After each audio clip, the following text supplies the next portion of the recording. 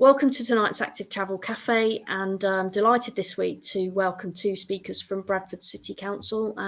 We've got Will Ridley-Ellis and Darren Badrock, and they're going to talk to us about the amazing regeneration that's happening in the centre of Bradford as part of getting ready for the Year of Culture next year. We will start with our usual news roundup, which we will keep quite short this week because we've got lots to talk about in terms of Bradford and what an amazing kind of example it is of transforming cities to make them more walkable and cyclable. So I will now open kind of up for the news section. So if anyone has got items to share this week in the news roundup, then over to you. And I can see we've got Ruth with something already. Over to you, Ruth. Thank you. Yeah, sorry to start on a downer, but on Saturday, I and some friends went to a vigil in Putney. It's a place that we cycle frequently. There was an item in the Evening Standard about it today. A man called Dean Jones, who was wiped out by a lorry turning left after what's a very inadequate painted cycle lane.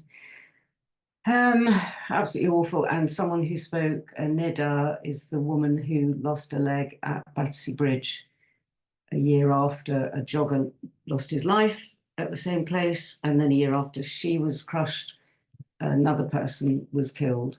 They are finally doing something about this bridge, but it's wholly inadequate as usual. So I'm sorry to start on such a negative moment, but Fleur Anderson, who is the MP for Putney, I think, wrote how tragic this is and how saddened she is and how she will do everything she can to look into why it happened. I mean, it's very simple. We should not be sharing the roads with HGVs. We shouldn't be cycling on them on narrow lanes with HGVs. There's too much traffic still. And it just, I don't know if I can post the, someone can help me post the speech that Neda gave, the doctor who was crushed on Battersea Bridge, but it's very gracious and she's quite extraordinary. And it was the most moving thing. And I'm sorry to be so negative at the start of the thing, but it was just awful. Thank you. Thank you, Ruth. And I think it's really important that we,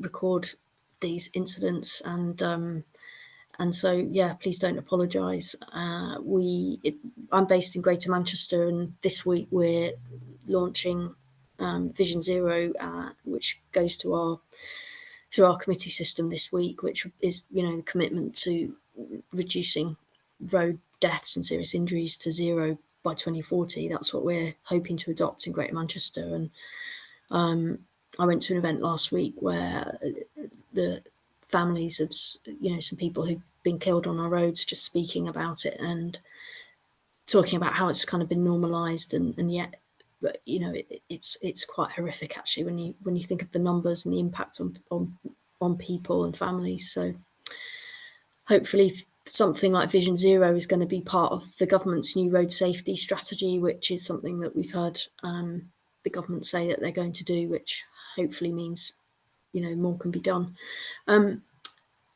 Adam, do you have some news to share? Yeah, it's just one. It's kind of a sad one, which is that Bath and North East Somerset announced that they're delivering 6.2 kilometres of new cycle schemes, which consist of advisory cycle lanes and quiet routes through parks, which is unlit parks. So it's kind of one of those things where you kind of feel like you don't understand why in this day and age we're still doing that sort of thing and celebrating it at a council level. But I don't know if there's, and the other thing that we found out is that they hadn't even gone through Active Travel England's sort of design assurance as well. So there's a lot of people now, public, that are basically consulting on this stuff, and it's going to have to change. So there's a lot of energy that's gone into it. We produced a 29-page report to critique it. But anyway, yeah, so and a huge amount of effort went into it. But it's just really sad that we're in this situation still in 2024, where advisory cycle lanes are being considered on roads with 8,000 vehicles a day as a good thing. So yeah, I don't know what to say other than that. Thanks, Adam. Sally. Two very quick things. Firstly, I just noticed Laura Laker has published or had a news article about her. I was reading it. Her road collision reporting guidelines, that they are being they're having some impact. In her analysis, she's found that most police have stopped using the word accident almost entirely, and they're using the word incident, which is really good. The other thing I was going to flag is, I think somebody raised it last week, but please, can people take a look at the all-party parliamentary group for walking and cycling inquiry? I think the deadline is something like the 16th of December, just before Christmas. Not ideal, but the more people who can respond to that, it's an inquiry to explore social justice issues related to active travel in the UK. So the more people who can reply to that, the better. Thanks. Thanks, Sally. And Matt has posted a link to that in the chat. Jamie. Oh, Jamie's on the phone. Oh no, sorry. Yeah, hi, I'm Jamie. Just to update you all, and sorry to troll Adam with those terrible bike lanes. We've finally got a very good bike lane just about to be completed in Brighton and Hove on the A23, which is a major commuter route. Now, the good thing about this is it is built to LTM 120. It's green, which is my favourite colour. And it's the only bike lane that survived the legacy of the new council that came in, because they instantly scrapped the active travel legacy left for them by the previous council, of which I was one. So they scrapped a lot of bike lanes, a lot of new projects in the ULEZ, but this one somehow has squeaked through and is complete, pretty much, bar a couple of barriers. So if you're cycling into Brighton from Patcham, it's a great bike lane to see. So that's a very positive thing for Brighton and Hove. Thank you. Thanks, Jamie. And we'll finish with... I was in a meeting. What I was talking about. Adam, if you could mute Jamie, thank you. H, if we make this the last question and the last contribution, and if you could keep it relatively short. Just gonna go to our speaker. Oh, sorry, hold on. I had to mute him, sorry, he was echoing. Yeah, H, maybe you can come back when you've got your sound sorted. And for now, I'm going to bring an end to the news section, because I think we said we keep it quite short this week. Claire. It's all right. I had a second speaker open. Sorry. Just to pick up on Ruth's point, 1599 cyclists at roadworks set the minimum width of lanes which an HGV can travel along and not overtake a cyclist. It's 3.25 metres. Every approach to the junctions at Holborn, which were killer junctions, was barely 3 metres wide. I've just been dealing with 2 women that were fatally injured or fatally crushed by HGV drivers in Glasgow, travelling the same route 3.5 years apart. And the lane widths of those junctions are barely 3 metres wide. So the drivers have to be outside the lane in order to turn left or make any manoeuvre. And so I think we've got to really seriously look at road geometry and flag up anything with narrow lane widths as a massive hazard to sharing space with cyclists and motor vehicles. Thank you, H. And yeah, if you've got more to say on that, do post it in the chat if you've got useful links. So thank you for the news section. For those who contributed, we'll keep it shorter this week than normal. And at this point, I'm going to move into our speaker section. So we've got 2 speakers today, but they're a double act, and they're both working at Bradford City Council. So we're going to open with Will Ridley-Ellis, and Will's going to give us a kind of introduction to what the kind of strategic vision of the council and how walking and cycling fit in. So if you're there, if I could ask you to come forward and share your screen. Yeah, I will do. Yeah, thank you, Claire, and thanks for the invite. This presentation we did to a group of people that Claire was a part of about a month ago. They came to visit us in Bradford, and Claire wrote this amazing blog for us on LinkedIn and invited us to this group. So thank you very much for that. I just wanted to say that first. And hopefully we can work our magic on you guys as well. It's brilliant to be able to talk to you all today. Before I start and just share my screen, can I just ask in the chat whether you could just like do one-word answers of things that spring to mind when you think about Bradford. You may not even ever have been to Bradford, but what springs to mind? I just want to get a feel for what you think.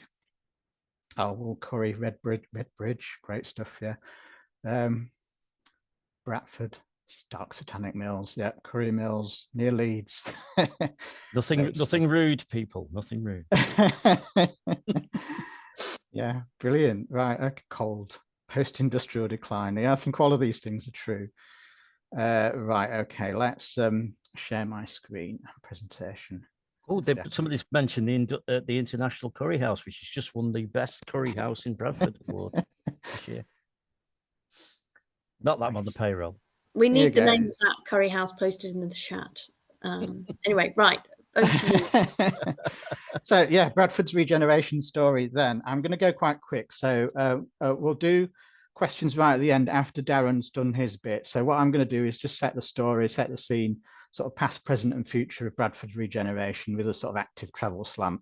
And Darren will drill into the amazing, incredible works that are happening across the city centre right now that he's sort of masterminded, which is going to come along for, I'll be ready for our City of Culture next year. So here we go. It's going to be quite fast. I'm not going to talk that much about each scheme, but here, this is just give you a flavour of what's happening. So just to give you an idea, if you're not familiar with where we are, we're sort of quite slap bang in the middle, really. I mean, we're called the north, but we're sort of slap bang in the middle of the country, east, west, and north and south, between Leeds and Manchester. And we're part of one of the 5 local authorities that make up West Yorkshire, right up to butting up next to Leeds and Calderdale. We are quite a broad, in terms of our boundary, we're quite a loose boundary. So we're not just a city or the urban area. We are actually 2/3 rural. We do include the towns of Keighley, Shipley, Bingley, and the really affluent town of Ilkley, as well as the city of Bradford.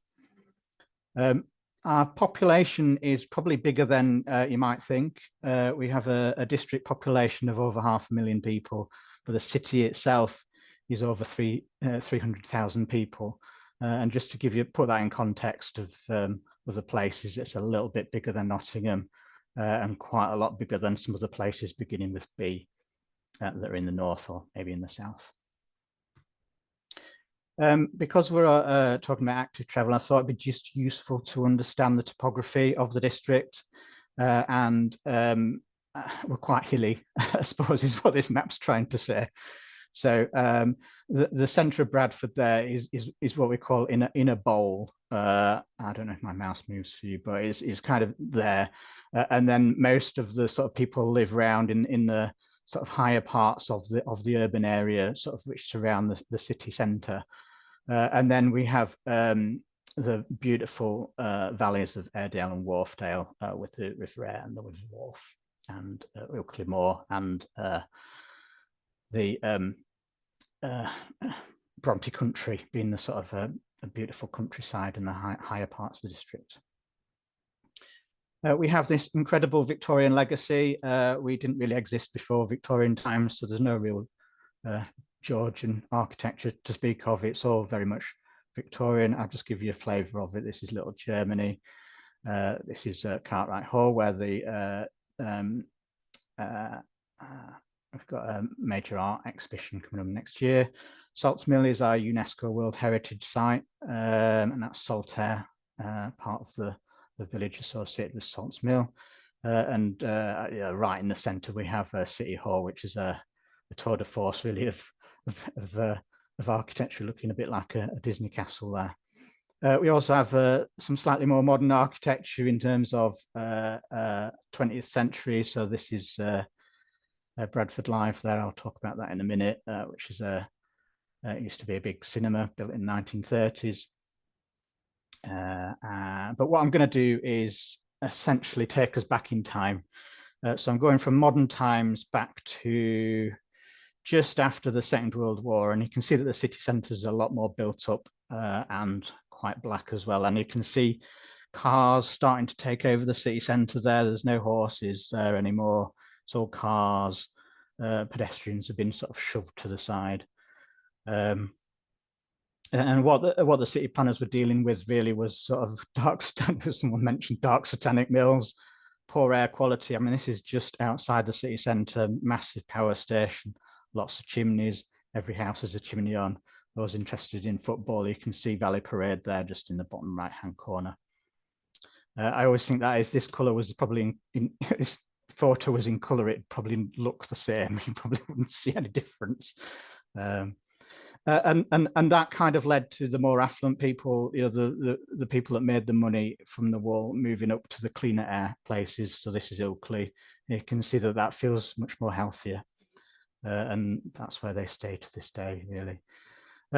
So after the Second World War, like most cities, we came out with a master plan. This is called our Wardley Plan, to modernise the city centre, essentially get rid of all the black, horrible Victorian buildings and replace it with new, shiny office blocks for modern ways of working. And you can see it was quite radical. Quite a lot of buildings have been demolished and rebuilt was the plan. So that was the plan. And over the next sort of 30 years from then, that kind of made quite a difference to the city. And this little video now, I'm just going to let it run. It's two videos. It's from 1979 and then 2003, and it just shows you what the city used to look like. So this is 1979, and you can see a lot of cars in the city centre still. People enjoying the city centre with cars in the background. Major problem. Too many horseless carriages.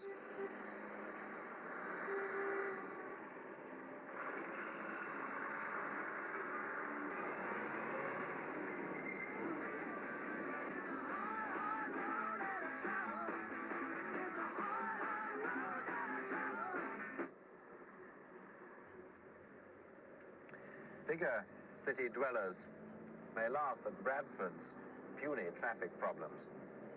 But Bradford city planners didn't. Even by the 1960s, they were making great strides in every aspect of town centre redevelopment.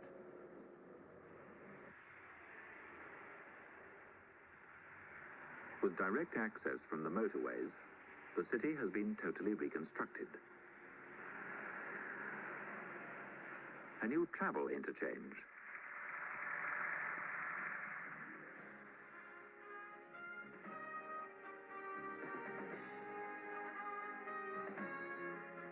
Multi-story car parking. Shopping precincts.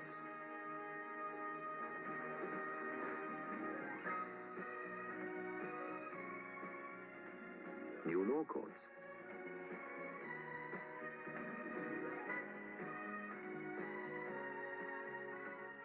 And over 500,000 square feet of office building, the highest figure per head among Britain's major cities. The planners were about to turn the same energies towards their traffic problems, but they could see that traffic engineering, roundabouts, roadworks, was only postponing the ultimate solution, not providing it. At the same time, the young were crying out for houses, and the builders were crying out for land.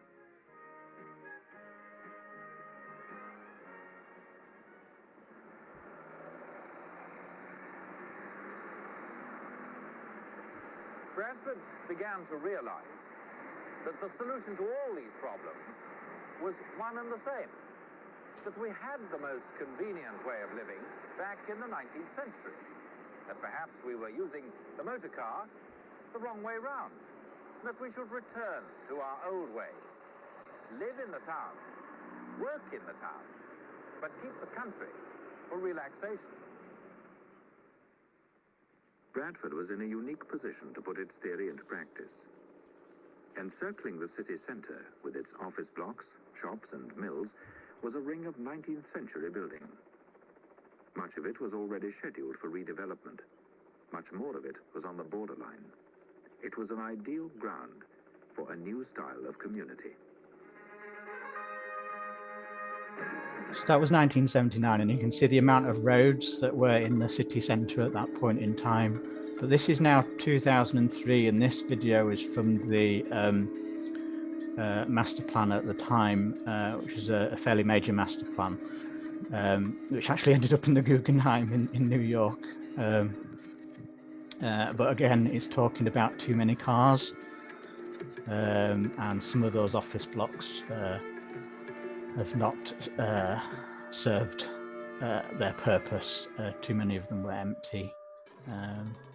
So it's proposing getting rid of all of that stuff from the post-war era and deleting them. And actually, most of these buildings now in the last 20 years, we have actually got rid of. I think there's one building that still remains that was deleted there. But the big radical thing that was in this master plan was the proposal for a new lake to introduce water and into the city centre, and to get rid of the roads and create a nice park, which is fairly radical. And that was the Will Alsop master plan. And again, there was a model of that as well, a physical model of it with the lake there around City Hall to show that off. But what it did set out was sort of identified the three things that are sort of ingrained in us as a city, really, the things that make us great. And it identified the landmarks, the buildings and things, the landscape, because we are 2/3 rural, and the topography, and also the people. And they're kind of still ingrained, they're sort of permanently ingrained in the district. If you ask people, they'll say lots of things about what makes Bradford great, and probably say a lot of the things as well. But they'll probably fall into those three categories. So by 2012, then, we didn't go for a full-on lake because it was probably a bit impractical, but we did get the mirror pool in there, and that really changed the visual and narrative of the city away from things like riots and stuff like that, which used to come up when you Google, to a much more positive view of the city. And that's now sort of, if you go there in the summer, you'll see it's like a beach. It's lots of kids playing about in the water. 2015, we opened a Broadway shopping centre, which sort of modernised our retail core and concentrated it in the lower part of the city centre. And in 2019, a major refurbishment of St George's Concert Hall, one of the oldest concert halls in the country. Not just about the city centre, of course. And in 2021, we got Town's funding for both Shipley and Keighley, and they both have a programme of different things that are happening there. But I've just highlighted some of the public realm works that have either already gone in for Keighley or due to go in for Shipley. 2022, we launched our Clean Air Zone, which is the biggest one outside of London. We were really bold in making that happen. Now got nearly all our taxis compliant with the CAS, and recently published figures on how that's impacted GP visits, with a 25% reduction in respiratory health problems to GPs since the Clean Air Zone introduction. So some really positive health messages coming out of that. New public realm works going into the city centre, and this is a forerunner for the Transforming Cities Fund. Public realm works that are going in at the top of town. Darren will talk a little bit more about some more public realm works that are going in now right across the city centre. But also what we wanted to do was change the nature of housing in the city centre. And there were two buildings, particularly of note, that were languishing empty for 20, 30 years. One was Conditioning House, really important wool testing facility in its time, and that's been modernised in 2023 to new high quality apartments. And at the opposite end of our architectural scale is the High Point building, which was the former home of the Yorkshire Building Society. That was apparently bomb-proof when they built it, and they moved out about 20 years ago. It was a kind of symbol of sort of office jobs moving out of the city. But what we want to do is sort of set a marker really for modern office accommodation in 2024. The council led us the building of One City Park, which is now occupied by PwC. And over the coming years, we hope to get over 500 jobs out of there. And that will be in the around City Park. That was always intended to be our central business district. So this is kind of kickstarting that. We've got Bradford City of Culture coming up next year, which is really exciting. Hopefully some of you will be able to come and visit us in Bradford to see some of the events that are happening across the city in 2025 in the district. Darren will talk about Transforming Cities Fund, so I'm not going to talk too much about that other than those two gents this time last year were probably stood in a double-decker bus lane. So that poor grade 1 listed building was always up against buses going backwards and forwards. Massive amount of work going on there, which Darren will talk about. Part of the reason why office jobs had moved out of the city is that to do with our connectivity and our rail connectivity. But that is now starting to change. So from next year, we'll be getting 5 new direct London trains a day into Foster Square station. We have 2 stations in the city centre, Foster Square and the interchange. So a new platform going in there right now to serve those trains. That probably doesn't sound much to other cities, but for us, our connectivity to London has been extremely poor, and that's why we've lost office jobs. We've got Darley Street Market coming in next year. That's consolidating market across 2 locations in the city centre into a brand new building, Darley Street. And then we've also got Bradford Live as well. And this building was another one of those buildings that was been empty for 25 years, looked really sad, real symbol of decline. You walk past that now, it looks incredible. And that's due to open next year. And I've not been inside it, but there's some pictures of it inside. They've done an incredible job of renovating the space there. So that's going to be really exciting, and people are very excited about that opening next year. On the back of City of Culture, we've got 3.4 million going into the National Science and Media Museum. It's been closed for the last year or so to radically overhaul the exhibits there. And 7.7 million going into the Bradford Arts Centre. In 2025, over the next few years, we've also got Heritage Action Zone coming in, and that is going to improve the look of some of our Victorian buildings, particularly the high-profile ones. That block there faces right onto St Henry Square, so it'll be much improved when the Heritage Action Zone comes in.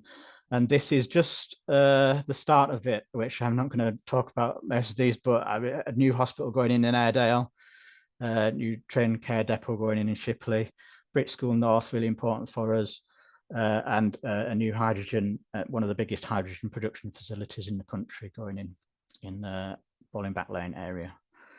I just wanted to show you this. This is Kirkgate Centre. That is going to be demolished. That's one of the markets is.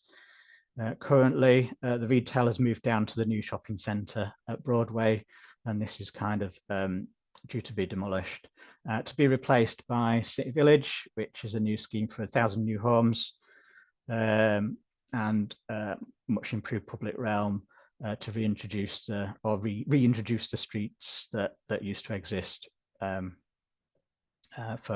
pedestrians. I talked about connectivity before being poor, but it's going to be a massive game changer. 2 things really. Mass transit system going in for West Yorkshire, with the Leeds and Bradford route being prioritised there. Spades in the ground by 2028. And the other big investment that we are trying to get across the line, the previous Prime Minister a year ago announced £2 billion for a new railway station in Bradford to replace Bradford Interchange, which for a city the size of Bradford, that is our main train station, is not overly impressive at the moment.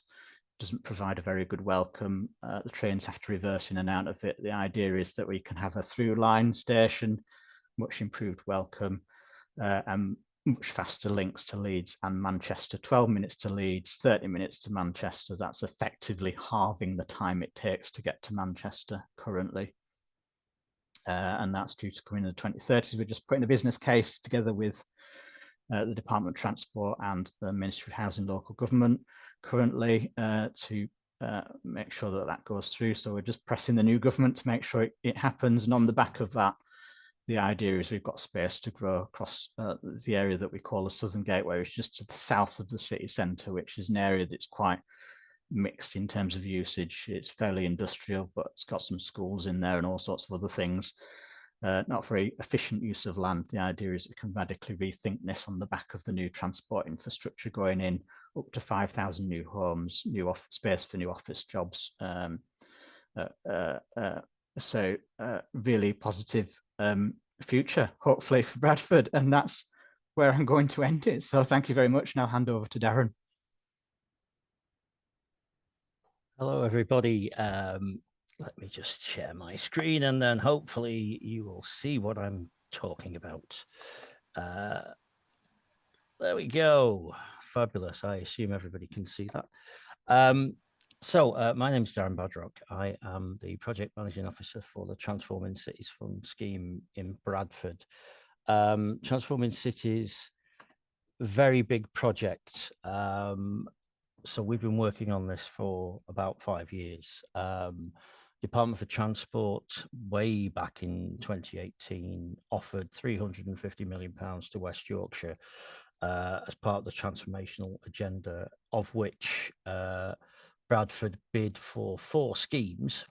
And we were very, very surprised when somebody turned around and said, okay, we'll fund all of them. That led to, I won't say a panic, but it led to quite a lot of work suddenly coming our way. I'm going to talk particularly today about the city centre scheme, but I am going to mention another one. There are 2 other bolt-on schemes that go with this that have kind of fallen by the wayside a little bit due to inflation pressures and other things, but I'll mention them a little bit later. So the city centre scheme, nearly 5 years of development. We looked at what Will mentioned earlier, the Allsop master plan and a few other things that had come in terms of how we were going to rebuild the central area. And that has resulted in something of a monster scheme. The level of investment just in the city centre is around about £43.5 million now. And it is transformative. And I noticed in the chat earlier that Dom Smith, you said City Park was the single most transformative event that you'd seen in Bradford. My comment on that is hold my beer, because what you're going to see next is a little bit different. We really went to town on this one. And we, as you can see from the screen there, we have done 4 separate full consultation events, 30,000 letters and rising, still rising. Engagement with key stakeholders in the city centre and across the district. We've been through 2 fully approved DFT business cases. I put liaison there with public transport operators, a little bit more like arguments occasionally. But generally, we have spoken to everybody under the sun that we could do to try and do things a little bit different in Bradford. And something I never mentioned when Claire came and wrote her very generous article that's mentioned in the chat there. I never really mentioned the fact that we have implemented a clean air zone, and we've also put a district heating system in while we've been doing this work. So this is quite considerable project. I've skipped a slide there. This is where we've been and where we're going to. As I say, this all started in 2018 and we were rocking along quite nicely with it. And then something really nasty called COVID came along, scattered us to the 4 winds, and literally tore the scheme apart for nearly 2 years, if I'm honest. We then had to come back post-COVID and rebuild the plans and reevaluate what we were doing. And we have since been at the mercy of successive economic crises and a government that seemed hell-bent on crashing the economy, which have had some effects on what we're doing. Also, effects on what we're doing, which you would never think about, is events in the Middle East, events in, Russia. Some of our suppliers are coming through the Red Sea, some suppliers coming from Eastern Europe. All of these things have had a massive effect on what we've been able to do and what we've been able to come with. However, we have persevered. And we are where the line says you are here. We are very, very close now to finishing the city centre scheme, or substantially completing the city centre scheme. So what did we do? Well, as the two videos have alluded to, the car is king in Bradford, always has been, ever since sort of motor vehicles came about in this country. Jowett used to be a major contributory factor to Bradford's economy. They were a car manufacturer based in Bradford. And when the changes to the city centre were made post-war, and in the 70s, it was very much with the car in mind. And there's a large number of roads running through the centre area here. So hopefully you can see my cursor, but the main route through Bradford is essentially 3-lane either side, dual carriageway. We had another dual carriageway running straight through the city centre, dissecting it away from the main railway station. We had a public transport corridor running straight through the middle of town as well, also breaking pedestrian flows away. So we decided to make it better. That basically resulted in an awful long time sitting down with computer models, verifying traffic flows, looking at where pedestrians were moving, looking at active travel provision for cyclists, looking at how we could rearrange public transport around the city. And as I say there, I had hair when this process started, and you can see now that it's not the case anymore. So what we did, we analysed every junction around the city centre. We got down to some real nitty-gritty detail with the computer modelling. We basically sat in a room with the modelers and went through every traffic signal sequence around the city centre, looking at the signal timings, figuring out how we could move traffic around the city centre, and what we could do in terms of smoothing flows out for the really rather ambitious project that we come up with. So every red circle or shape that you can see on the screen there is a major junction intervention that came about from this. We were keen to bring in cycle infrastructure into the city centre, and then the government gave us a helping hand by putting LTN 120 into place, which basically meant that we were ahead of the game. We had the cycle infrastructure planned. What we didn't have was the formalised standards that LTN 120 brought in, but we have built those into the scheme here. So that is the outside intervention that you can see at the present moment in time. Every one of those junctions has been altered to allow for better flowing traffic and for active travel provision. And then in the centre of Bradford, we decided to remove traffic. Quite a difficult decision to make, but we had along this green strip here, which is going to be a brand new ribbon park with active travel provision right the way through it. We'd had a lot of killed and seriously injured people on this former dual carriageway section here. We identified that getting from Bradford Interchange Station into the city centre was a problem because people had to cross that dual carriageway to get in. We also identified that although it was convenient for bus services to run through the middle of the city here, it also dissected travel movements across the centre. We did a rationalisation study of public transport, and believe it or not, within this area here, there were 25 bus stops, all within 200 metres of Bradford Interchange, all of which were visited by services coming into Bradford Interchange. So essentially, we took a decision to rationalise that out and make Bradford Interchange the focal point and not bus stops on street. At one point, if you'd have come into Bradford, you would have thought the city had 6 different bus stations. So we decided to do away with the bus corridor through the middle, and we decided to do away with the dual carriageway through the centre. For the bus services, we created a public transport corridor all the way around the city, feeding into Bradford Interchange, which is down here. That meant reactivating a pedestrianised street, or previously pedestrianised street, called Wells Street at the back of the Broadway Centre, that had been a little bit of a faux pas. When Broadway was built, that street was pedestrianised, thinking it would link in with a heritage area over here and drive greater business.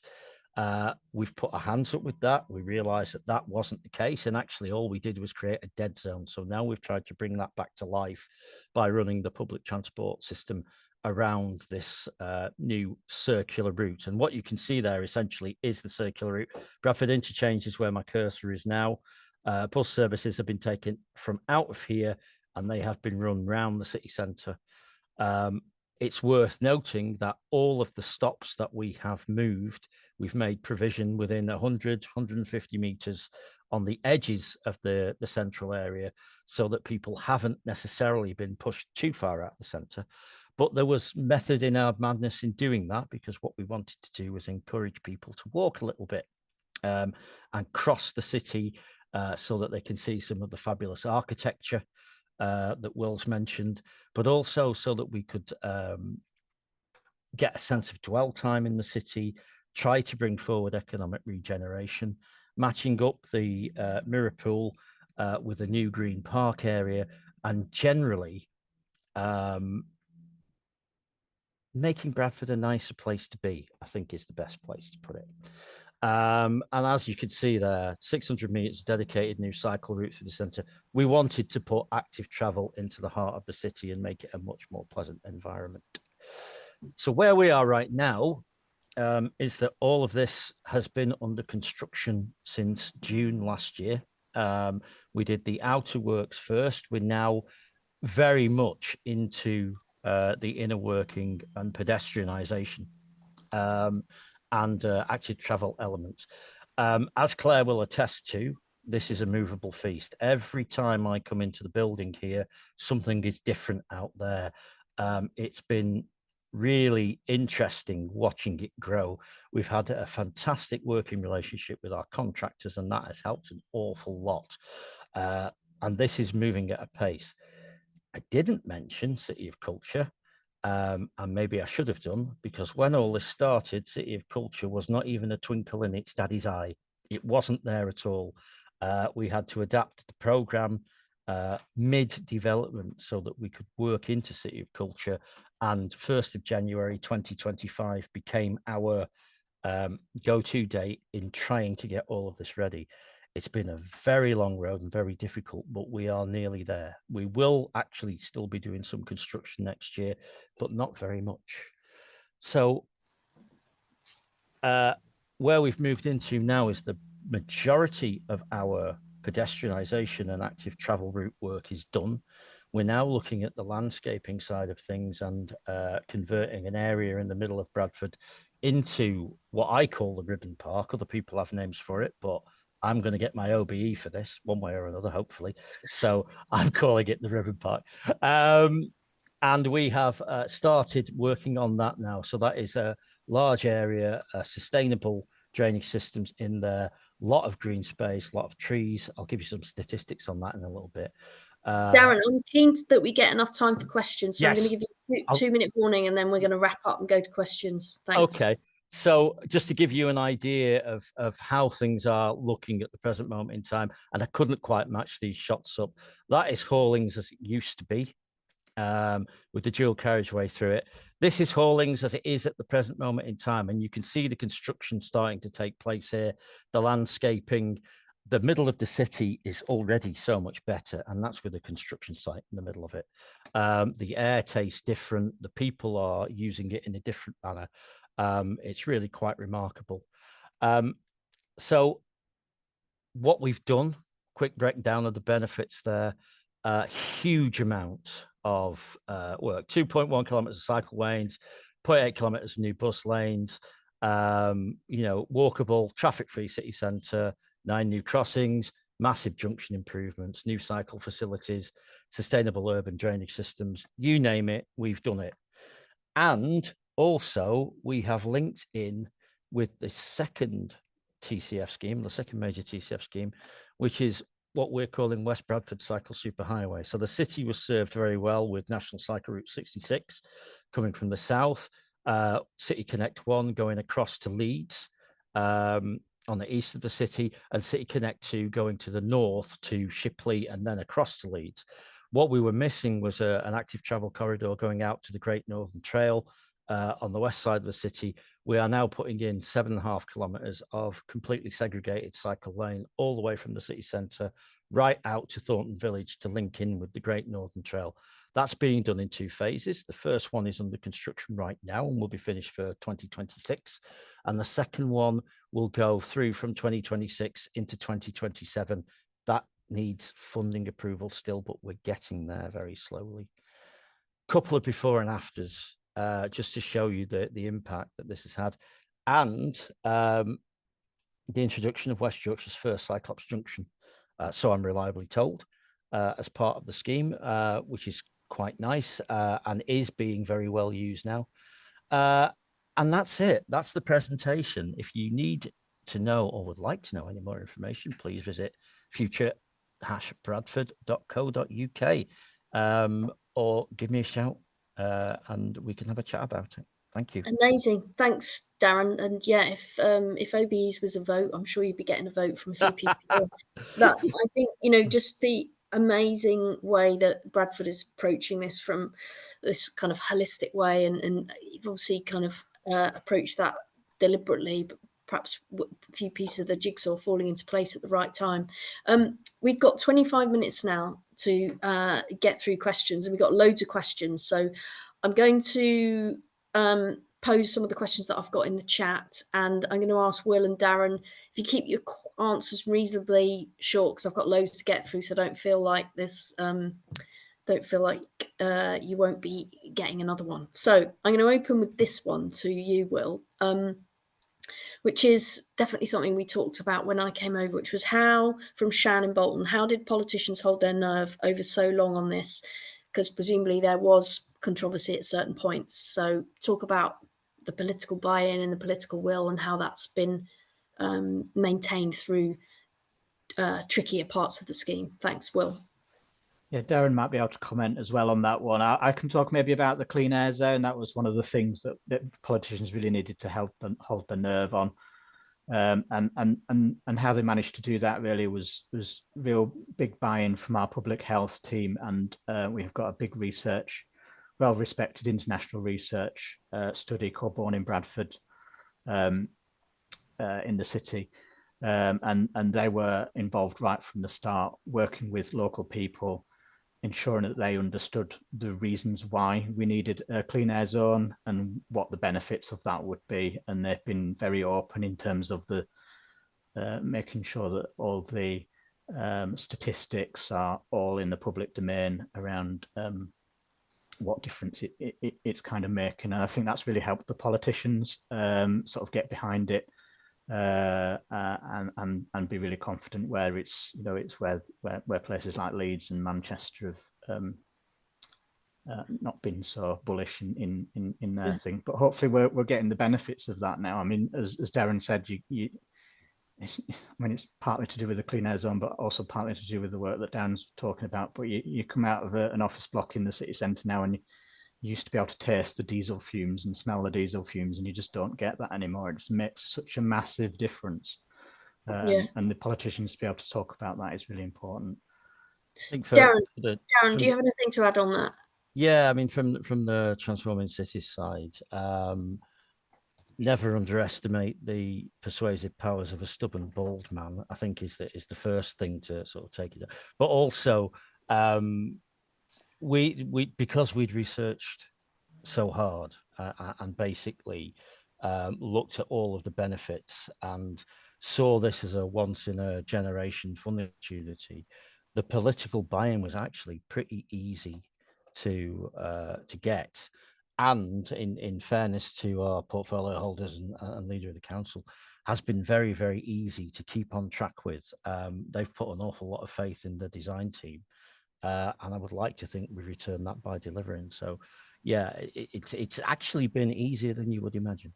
Two things that when we spoke seemed like they'd helped. One was having the City of Culture as this kind of deadline, and the other one was you were telling me about the approach to engagement and how you'd perhaps done that in a slightly different way and had a more Yeah. kind of dynamic rolling approach rather than these kind of big hit like Yeah.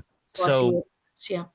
what we decided was that this scheme would be an enabler for the City of Culture. So essentially, having the target date of 1st of January 2025 to get things ready was very much a focal point and very easy to push off from as far as that goes.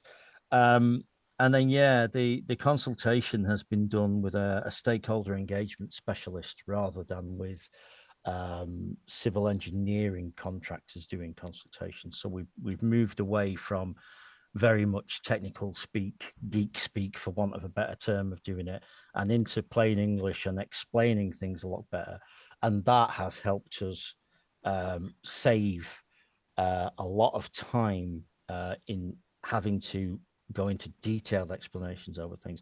Bearing in mind that our population in Bradford's 538,000 people, you would imagine that if people didn't want something like this, you would hear about it. And we just haven't done, because I think we've explained it so well. And the other thing that seems in your favour is that you have managed to line up all these different pieces of a jigsaw in terms of you've got this amazing, plan for the tram, the public transport elements, the housing schemes that the developers that you've brought in, having the City of Culture. And has all that been an accident, or have you been trying to bring those threads together deliberately, and it's taken time, but you've done it now? I think, well, there has been a golden thread through it all. We knew about the various developments that are coming to the city, the ambition that we've got, youngest city in the UK outside of London, needed to invest for future generations and also make provision for housing expansion and various other public transport innovations. So it has all been meticulously thought through, I think is the best way of putting it. Not just on my side, but also from Will's side, from our economic development teams, and a lot of planning has gone into this. And I think you'll like this one, Darren. Obviously, Will, feel free to answer it, but I think this one's for you, Darren, which is buses. What was the reaction to the change in bus routes from the residents and the bus operators? And how would you answer that one? So the bus operators were initially very, very dubious. And essentially the computer modeling that we did was then key in terms of proving to them that there was the goal of the scheme was either an improvement in journey times or parity. What we've actually managed to do is get the improvement in it by doing the meticulous modeling and working things through the junctions. That took a little bit of a hard sell. The public have yet to give their opinion on this. And the reason for that is that, unfortunately, earlier this year, Bradford Interchange had to close because there was a potential structural defect with it. So we've not actually been operating on the full circular route yet. However, what we did find was, by taking buses out of Bradford Interchange and putting them on street while it was temporarily closed, the system's actually working better. And we actually have better journey times around the city at the present moment with the interchange closed. So we're really hoping that when it opens back up in January, we're going to have even more of an improvement. And I'm just going to carry on the sort of traffic theme and the flow. Question from Wookie in Cambridge, which is, how much of a difference did the clean air zone itself make to traffic levels? Well, it's interesting that, because when you look at the negative PR for clean air zones, a lot of it says that it's going to kill an area, it's going to stop trade from happening, it's going to stop businesses from working. Bradford's back up to its pre-COVID traffic levels already. I'm not seeing a lowering of traffic because of it. And I don't think we're seeing businesses close down on a daily basis, and Will might want to comment on that a little bit more. But essentially, what we have seen is a lot of compliance. We did some very good work with the bus companies in terms of making sure that the buses were environmentally friendly or electric. A lot of work with taxi drivers. Yeah, it seems to have worked out. I don't know if you've got any more to add on that, Will. Yeah, I think the clean. I mean, they've done quite. The Clean Air team have done quite a good presentation on this. But some of the things they talk about is that the comms, particularly locally, have been really good on the clean air zone. So everybody who is familiar with driving in and out of Bradford knows what they've either upgraded their vehicle. If they've got a business here, they've upgraded their fleet. They know not to pay the fine. They've got out, and that's given us the cleaner air at the same time because they've upgraded the vehicle. The challenge for us is the through traffic. And previously, what was happening, we were getting a lot of through traffic coming through Bradford, but just on the way to somewhere else. And we think they've probably found some other route somewhere, not through the district. And I'm not because the clean air doesn't cover the whole district. I mean, they monitor in the district, but outside the clean air zone. They're not going through those areas. They're going somewhere else. So they've found a completely different route. But what the challenge that we've got is to make sure, particularly for things like a city of culture, is that actually, you know, a private, and it's the comms nationally which didn't get done by government because they sort of shied away from it. They promised to do it. But it's the comms to say, actually, you know, if you're just driving a private car, it doesn't affect you at all. It is literally commercial vehicles. So, you know, please do, you know, if you do, hopefully you can come by train or more sustainable means to Bradford if you are going to come and visit. But if you do need to come and drive, if you're driving a private car, you won't be hit by the clean air zone. So and don't worry about it. Yeah. Would you comment on specifically on the sort of reaction from businesses from walking around the city, the small part of the city centre I did? It looked like you know have got a fair few independent businesses, small businesses, as well as the sort of bigger chains that people would know. How's that gone? Because obviously you've massively transformed how people can get to those shops. In the city centre, you mean? Yes. Yeah. I'm not as close to the businesses as some people in my team, but I think really, just from walking around, you can see the benefits of it in terms of for the local businesses, in terms of they can, you know, for the cafes have got space to spill out onto the pavement, which they've not been able to do before. The air quality is so much better. People, as Darren said, people are using the space in a different way that they never did before, and I think that does help the businesses. So, I mean, time will tell in terms of how it will pan out. Okay, right. I've still got more questions, so I'll keep them coming, and you can decide how you answer them between you. But one was about a circulation plan, which I assume you sort of be familiar with the concept, which is kind of where, you know, through cars kind of are allowed into certain sectors, but they kind of have to go in and out rather than through. Is that something you've considered? Whether that's a question for Darren or yourself, Will? In terms of low traffic neighbourhoods and things like that, I'm guessing that's the sort of. So certainly for the city village proposals, one of the things that we are considering is making that a low traffic neighbourhood. That will be interesting. We did kind of preempt it with the Transforming Cities work by putting a bus corridor roughly through the middle of where the site is. So we're kind of hoping that we can get that in. Generally, for the wider city, we've done a couple of LTNs, mixed reception. As I said earlier, car is king in Bradford, so it's very difficult sell for us to get that across. But the work continues, and I think going forward, now we've got I won't say a swagger. We've got a momentum on our side now because we have delivered and tried to prove that we can deliver. I think perceptions of what we do and how we're thinking about it are going to change, and that then will lead to more change in the way that transport works around the city. Question for both of you from Ailey. is with the benefit of hindsight, are there things that you would have done differently? You know, as you've just said, Darren, you're pretty far through this now, but you're not quite over the line yet. But yeah, what might you have done differently? I would have not done it. No, that's not true.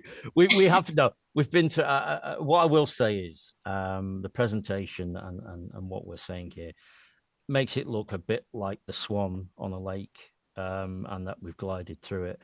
That's not been the case. There has been an awful lot of stuff in the background that has needed to be sorted out. Some of things have gone wrong. We've had some legal challenges to work through and various bits like that. If we were doing it again, I think what I would like to have done is not have the pressure of the real fixed 2025 deadline, and also not had the pressure of getting the district heat network in, because neither of those things existed when we started the project, and we had to cater for both of them. So a bit more time. This kind of work, if we'd have been doing it to a decent timescale, would probably have taken 3 years. We've done it in 18 months. So, and Will, what about yourself? With hindsight, anything you'd do differently? I'm relatively new to the team, so I can't really comment on what's happened before then. So, yeah, I don't want Fine. to say. I'll keep going with the questions. I've got another one here, which again, I'm not sure which one of you would be better placed to answer this one, but it's obviously a very strategic piece in terms of how you've brought all these different elements together. Matt in Knots has asked, do you have any specific goals around creating a denser network in Bradford? And do you have sort of targets of, say, creating, you know, a cycle lane within X 100 meters of X number of people, or how are you approaching the kind of specific objectives of what you're doing? Do you have them, and how did you go about those? So the West Bradford Cycle Superhighway scheme that I mentioned, part of the driver for that was looking at the corridor. There's 100,000 people that live within a kilometre of that cycle lane, and that was a key driver. And a lot of that is very dense population, lots and lots of terrace streets with a lot of people living in it, all of whom currently have cars, and most of whom travel probably half a mile a day in their car to and from the place of work. So the thought process was definitely there when we did that. And going forward, it's what we're looking at for other schemes as well. So we have 5 or 6 other major highway schemes in development at the present moment in time, all with active travel provision, fairly much at the front of it, in order to try and get people to travel differently. Thank you. And a question here about the kind of car is king statement. There's sort of two sides of the same coin, really. Matt again asked, why do you think car is king in Bradford? You know, what was it in Bradford's history that led to that, and how might that be changed? And another question from Wilf on the same theme is, what do you think it was that enabled Bradford to identify car overload earlier than most? You know, that video from the 70s was striking, I thought. Yeah, I think, again, the video highlighted the lack of a through station, which is odd, really, because for Liverpool, Manchester, London, Edinburgh, Glasgow didn't really have through stations, but they seemed to thrive from it. But for Bradford, it suffered a little bit. But also the proximity to the M62, when things took off in the 70s, it's literally, what, 3/4 of a mile to get onto the M62. And it just became very, very easy. And anybody who's familiar with the 62 in West Yorkshire knows that it's really a 3-lane, 70-mile-an-hour urban collector road and not a motorway. And that, I think, started with the overload. The other aspects, probably a little bit societal. We have a large Asian, Eastern European population in Bradford. The use of buses and cycling isn't really a big thing within those communities at the present moment in time, and we're doing hearts and minds to try and change that. So that, and it looks, you know, for young kids, not so much these days, but previously, cheap insurance, being able to get hold of a car, and giving you the freedom to get out where you wanted. And I just think the city evolved through that probably a little bit quicker than a few others, and then that's when we started to realise that we needed to do something different.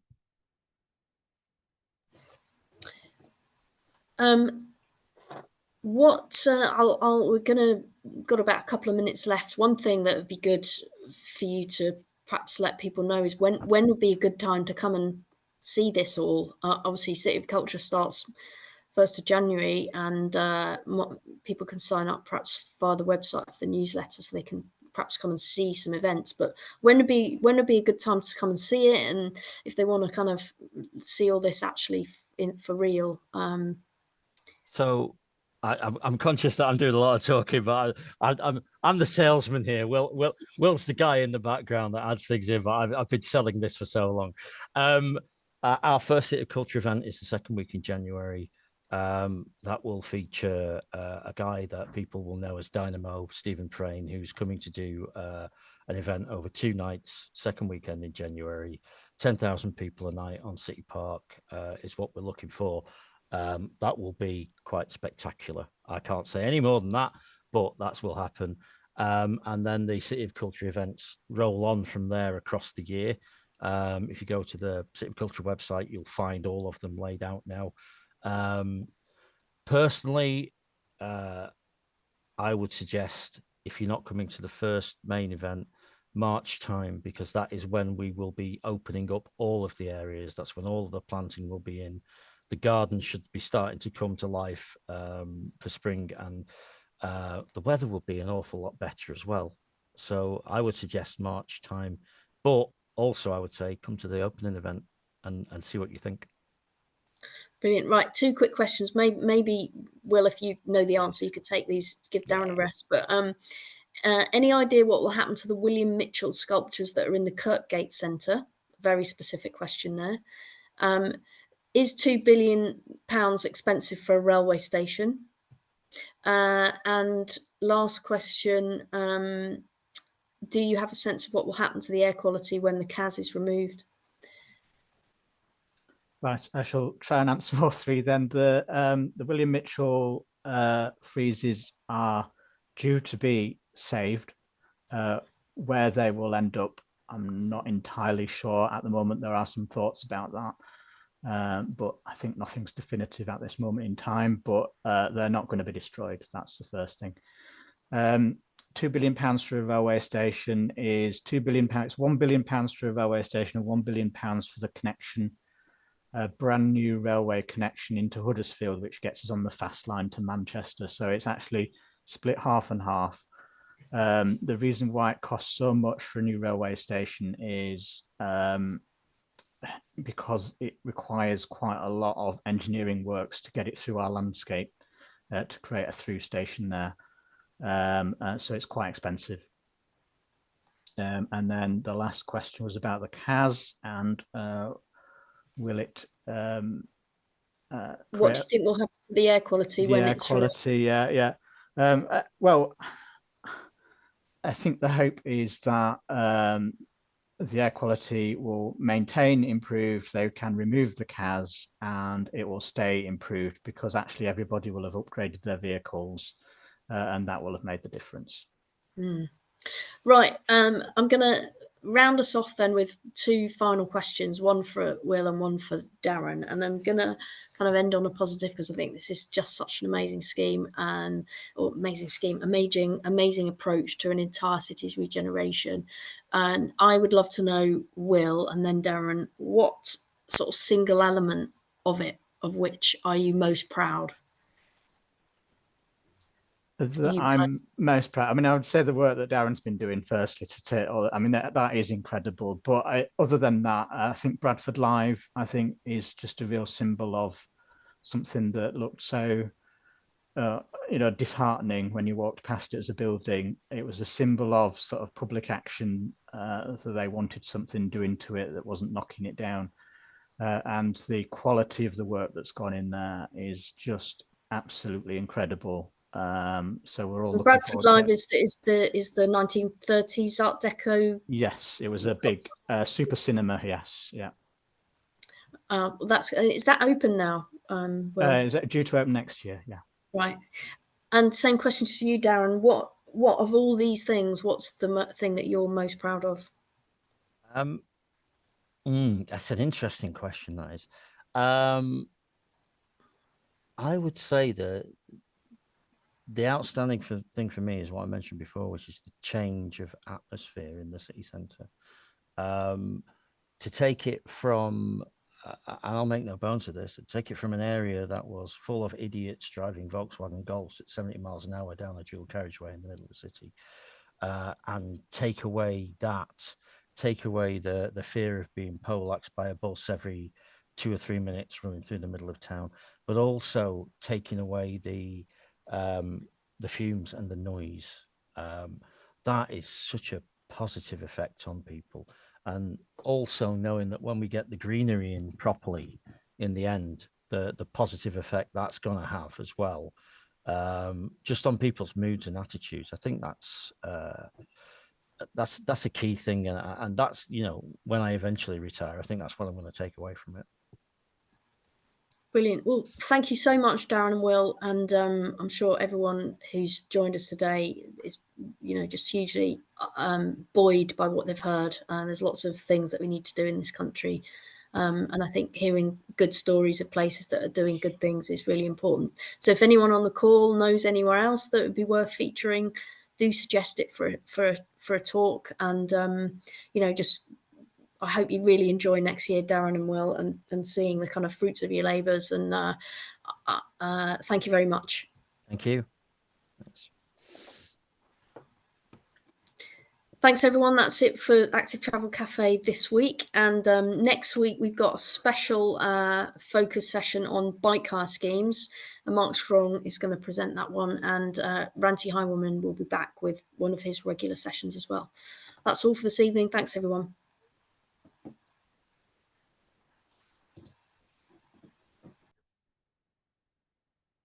Thank you, Claire.